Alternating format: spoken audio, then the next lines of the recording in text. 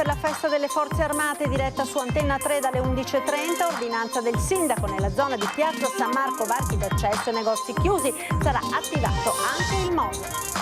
Dall'accoltellamento davanti ad un bar alla Cipressina all'ennesima spaccata in centro, Mestre senza pace, i commercianti ormai stiamo perdendo la fiducia. 8 anni fa l'agente di polizia penitenziaria Maria Teresa Trovato Mazza veniva trovata in punto di morte in un ascensore all'ospedale civile. Oggi la sua famiglia e i sostenitori chiedono ancora giustizia. Ad avviare un'attività imprenditoriale in Veneto sono rimasti solo gli stranieri. Lo studio della CGA di Mestre: negli ultimi 10 anni le imprese guidate da titolari nati all'estero sono aumentate quasi del 30%. Nel giorno della commemorazione dei defunti tiene banco la riorganizzazione delle parrocchie del centro storico di Venezia. Con l'Inter è una partita proibitiva, ma il nostro compito è crederci e sfruttare le chance. Mister Di Francesco carica il Venezia alla vigilia della sfida a San Siro contro l'Inter. 6 anni fa l'incubo della tempesta Vaia con le sue piogge incessanti e le raffiche di vento che devastarono il Veneto. Domani alle 21 il racconto di quei giorni terribili nel documentario di Media Nord-Est. Ben ritrovati con l'edizione di Venezia, tutto pronto dunque per l'arrivo lunedì 4 novembre del Capo dello Stato Sergio Mattarella, accompagnato dal Ministro della Difesa Guido Crosetto, per celebrare in Laguna la giornata dell'unità nazionale e la festa delle Forze Armate. Antenna 3 per l'evento andrà in diretta a partire dalle 11:30. Una piazza San Marco blindata accoglierà lunedì mattina l'arrivo in città del Presidente della Repubblica Sergio Mattarella, che quest'anno ha scelto Venezia per celebrare, accompagnato dal Ministro della Difesa Guido Crosetto e dei vertici militari della Difesa, la giornata del 4 novembre, giornata dell'unità nazionale e festa delle Forze Armate. Il sindaco Luigi Brugnaro ha emesso un'ordinanza con misure straordinarie a tutela della pubblica sicurezza che scatterà dalle ore 2 di lunedì mattina. I negozi nell'area di San Marco, dove si svolgerà la cerimonia, dovranno restare chiusi e non potranno iniziare l'attività prima delle ore 15. L'ingresso in piazza San Marco sarà permesso solo alle persone accreditate attraverso degli appositi varchi. I pubblici esercizi di piazza e piazzetta San Marco potranno restare aperti solo per il ristoro delle persone accreditate all'evento. Programmata anche un'alzata straordinaria del MOSE per evitare ogni rischio di acqua alta. Il maggiore Nicola Odoardo Falconi, comandante del nucleo speciale idroambulanze dell'Ordine di Malta, dà così il benvenuto al Presidente Mattarella. Il Presidente della Repubblica Italiana Sergio Mattarella, che è anche il capo delle Forze Armate, ha deciso quest'anno di celebrare la festa principale, più importante delle Forze Armate nella città lagunare. È importante perché il 4 novembre ricorda la vittoria della Grande Guerra, una guerra che ha completato l'unità nazionale, una guerra molto significativa. Le celebrazioni avranno inizio alle ore 10:45. L'arrivo del Capo dello Stato è previsto per mezzogiorno. Ci sarà anche l'esibizione delle frecce tricolori. Venezia ha ricevuto l'onore di questa celebrazione, che quindi assume livello nazionale, e di questo dobbiamo essere grati al Capo dello Stato. La notte di Halloween si è trasformata in un incubo alla Cipressina, con una rissa tra 4 cittadini stranieri che ha portato ad un accoltellamento. La notte di Halloween si è trasformata in un incubo anche alla Cipressina, dove alle prime luci del mattino si è verificata una rissa tra 4 cittadini stranieri. Durante il diverbio, scoppiato all'esterno di un bar in via Castellana, è spuntato un coltello e un 34enne di nazionalità egiziana è stato gravemente ferito ad un braccio. Il litigio sembra essere iniziato per futili motivi tra 2 donne e 2 uomini. Dopo il diverbio è spuntata fuori una lama che ha ferito il 34enne. L'uomo è stato soccorso dai carabinieri giunti sul posto con una pattuglia e trasportato in codice giallo all'ospedale dell'Angelo, dove è stato sottoposto a un intervento chirurgico e successivamente ricoverato. Non si conosce ancora il motivo che ha scatenato la violenza. Gli amici dell'uomo si sono dileguati prima dell'arrivo delle forze dell'ordine. I gestori del locale, di nazionalità cinese, hanno preferito non commentare l'accaduto. Anche io io non lo so che cosa è successo. Lui è venuto, spinge la porta, basta. I carabinieri stanno ora indagando per identificare gli autori della rissa, analizzando anche le telecamere pubbliche e private della zona. Anche gli stranieri che vivono da anni alla Cipresina chiedono più ordine e tranquillità, sono stanchi del degrado. C'è un po' di aria sporca che vengono ogni tanto e vanno via e fanno tutti questi problemi. Io non sono, non mi interessa niente, tutto non mi fregano niente e questa è una cosa brutta. Noi qua bisogna tutti mettiamo la mano sulla mano e andiamo a confronto di tutte queste cose, perché non esiste, stiamo zitti e fino al buco diventa troppo grande. Anche voi chiedete sicurezza? Sì, vogliamo tutti sicurezza per qualsiasi cosa, piccola o grande. E sempre a Mestre è tentato furto la notte di Halloween al bar della Galleria Matteotti. Non so neanche se la gente abbia più il coraggio di venire a passeggiare ormai. Con il nodo in gola per la rabbia e lo sconforto, il titolare del bar in Galleria Matteotti, locale storico in pieno centro a Mestre, racconta il tentato furto che ha subito quando alle 3:40 della notte di Halloween un uomo ha sollevato un tavolo in ferro del suo locale e lo ha scagliato contro il vetro della porta d'ingresso, riuscendo a romperlo. Ed è quasi riuscito a sfondare. Purtroppo dobbiamo cambiare anche la porta perché la porta non si chiude neanche più. I poliziotti presenti nelle vicinanze sono intervenuti immediatamente. Il malvivente, forse con un complice, è riuscito a fuggire. Grazie all'intervento delle forze dell'ordine non è stato rubato nulla, ma il clima che si vive tra i commercianti è diventato insostenibile. Questo caso è solo l'ultimo di una serie di furti e spaccate che affliggono la città. La situazione è grave, è difficile. Anche il presidente di Confcommercio, Massimo Gorghetto, ha espresso preoccupazione e vicinanza ai titolari e ai gestori delle attività, affermando non ci si deve arrendere all'idea di una criminalità cronica. Tuttavia ha riconosciuto lo sconforto diffuso, sottolineando che, nonostante la tempestività delle forze dell'ordine, la severità sul piano giudiziario non è altrettanto efficace.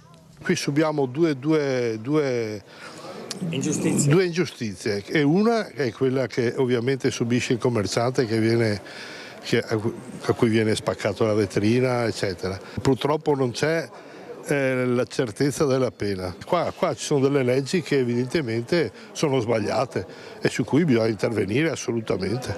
La sua opinione è condivisa dalla maggioranza dei commercianti, così come lo sconforto. 2 settimane fa una spaccata era avvenuta in questo negozio di cosmetici a 50 metri dal bar della Galleria. La porta è ancora da riparare. Non c'è pace, ogni mattina si viene a lavoro con l'angoscia e si va sempre fuori alla sera nella speranza che non succeda mai niente. La scadenza dei termini per le indagini sarebbe domani, ma la PM Laura Cameli della Procura ha già inoltrato all'ufficio del GIP di Venezia la richiesta di proroga di 6 mesi. L'inchiesta, come scrivono i quotidiani locali, quella della tragedia del bus di Mestre, è precipitato il 3 ottobre di un anno fa dal cavalcavia superiore che collega Mestre a Marghera, causando 22 vittime e 14 feriti. Le perizie a veicolo e viadotto non hanno ancora indicato una causa precisa. Restano 4 gli indagati nell'inchiesta, escluso un malore dell'autista. Gli accertamenti tecnici sul bus elettrico e sul cavalcavia non avrebbero individuato una causa certa dell'accaduto. 8 anni fa l'agente di polizia penitenziaria Maria Teresa Trovato Mazza, detta Sissi, veniva rinvenuta in punto di morte in un ascensore dell'ospedale civile di Venezia. Morì dopo 2 anni di coma. Oggi i suoi familiari e sostenitori chiedono ancora giustizia. Da 8 anni che cerchiamo verità insieme a tutte le persone che ci circondano, non vogliamo altro che la verità. Chiediamo verità perché mia figlia abbia davvero quello che lei meritava. Si deve scoprire quello che è successo e noi non stiamo facendo altro che cercare la verità. Con queste parole la famiglia di Maria Teresa Trovato Mazza, conosciuta come Sissi, ha espresso il proprio dolore e la propria determinazione a scoprire la verità sulla morte della loro cara. Il padre di Sissi, Salvatore, originario di Taurianova in Calabria, si è recato di fronte al carcere della Giudecca nel giorno dell'anniversario assieme ad amici e parenti. Il 1 novembre del 2016 Sissi lavorava presso la Giudecca. Proprio in questi minuti si è recata a controllare una detenuta all'ospedale dell'Angelo. Purtroppo lì è finita la vita del mio figlio. Il 1 novembre di 8 anni fa, Sissi, mentre era in servizio per la polizia penitenziaria, veniva trovata in punto di morte, distesa in un lago di sangue in uno degli ascensori dell'ospedale civile di Venezia, ferita da un colpo di pistola esplosa dalla sua arma di ordinanza mentre era in servizio esterno di controllo a una detenuta ricoverata nel reparto di ostetricia. Dopo oltre 2 anni e 3 mesi di agonia è morta il 12 gennaio 2019. Ad oggi non è ancora stata fatta chiarezza sull'accaduto. Quindi speriamo che la magistratura davvero si muova e faccia qualcosa, perché noi chiediamo la verità su quello che è successo a mio figlio. L'avvocato di famiglia Girolamo Albanese ha spiegato: proprio in questi giorni abbiamo avuto rassicurazioni che le indagini sono tuttora in corsa e procedono. Confidiamo in qualche novità entro la fine dell'anno e che possa arrivare la svolta.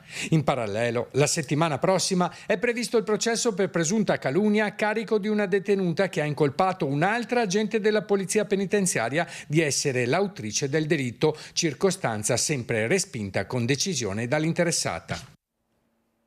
Ad avviare l'attività imprenditoriale in Italia, anche in Veneto, sono rimasti solo gli stranieri. Negli ultimi 10 anni le imprese attive guidate da titolari nati all'estero sono aumentate del 29,5%, quelle in cui a capo c'è un italiano invece sono scese del 4,7%. A dirlo all'ufficio studi della CGIA di Mestre, il trend demografico registrato in questi ultimi anni in Italia ha sicuramente condizionato questi risultati. Tuttavia tasse, burocrazia, caro bollette, costo degli affitti e un senso perenne di precarietà che attanaglia tante partite IVA ha smorzato in molti italiani la voglia di affermarsi nel mondo del lavoro attraverso l'autoimprenditorialità. Sul boom degli stranieri invece c'è anche l'ombra dell'illegalità. Sentiamo quindi le parole del coordinatore del centro studi della CGIA di Mestre. In Veneto ad aprire un'attività sono rimasti solo gli immigrati, o quasi. Che gli stranieri lo facciano è molto positivo, perché dimostrano di aver attivato un percorso di inclusione importante, perché sono stati costretti a rapportarsi con gli enti locali, eventualmente con un istituto di credito a cui hanno chiesto un prestito. Periodicamente incontrano il proprio commercialista e una volta iniziata l'attività si interfacciano con i propri fornitori. Insomma, queste persone diventano parte integrante del sistema economico. Tuttavia c'è anche un rovescio della medaglia. Non sarebbero poche le aziende guidate da immigrati che anche in Veneto vengono aperte per coprire operazioni di evasione e commercializzazione su larga scala di merce contraffatta, creando problemi anche di concorrenza sleale nei confronti delle imprese venete dello stesso settore. Fenomeni distorsivi che le forze dell'ordine devono continuare a monitorare con grande attenzione. Nel giorno della commemorazione dei defunti, il patriarca Moraglia ha celebrato l'Eucarestia e benedetto le tombe al cimitero monumentale di San Michele, ma a tenere banco in città in queste ore è anche la nuova riorganizzazione delle parrocchie. Nella giornata dedicata alla commemorazione dei fedeli defunti e al ricordo dei nostri cari passati dall'altra riva, il patriarca di Venezia Monsignor Francesco Moraglia ha celebrato e presieduto l'Eucaristia nel cimitero monumentale di San Michele in Isola Venezia. In serata la celebrazione anche nella Basilica Cattedrale di San Marco, in suffragio di tutti i presbiteri, diaconi e patriarchi defunti, con un pensiero speciale per il cardinale Marco Cea, amato predecessore. Nella solennità di Ognissanti il patriarca si era invece recato al cimitero di Mestre, ricordando anche l'esempio di Sammy Basso. A rappresentare l'amministrazione comunale gli assessori Besio e Zaccariotto. La fede parla alla ragione. Insieme fede e ragione danno voce alla verità. Quando manca nel credente, nella comunità cristiana, questo passaggio, una fede che parla alla ragione, una ragione che parla alla fede, allora il nostro credere diventa timido, pauroso. Intanto in città tiene banco anche il dibattito sulla nuova riorganizzazione delle parrocchie annunciato dal patriarca Francesco in una bella lettera pastorale dal titolo Accogliere, annunciare e condividere, che Monsignor Moraglia ha scritto di suo pugno e inviato a tutto il presbiterio, diaconi, religiose e religiosi e a tutti i fedeli del patriarcato di Venezia. Si riduce il numero delle parrocchie, in centro storico ce ne saranno 6, nate dall'unione di più parrocchie vicine, che assumeranno anche un nome nuovo, a conferma di questa svolta.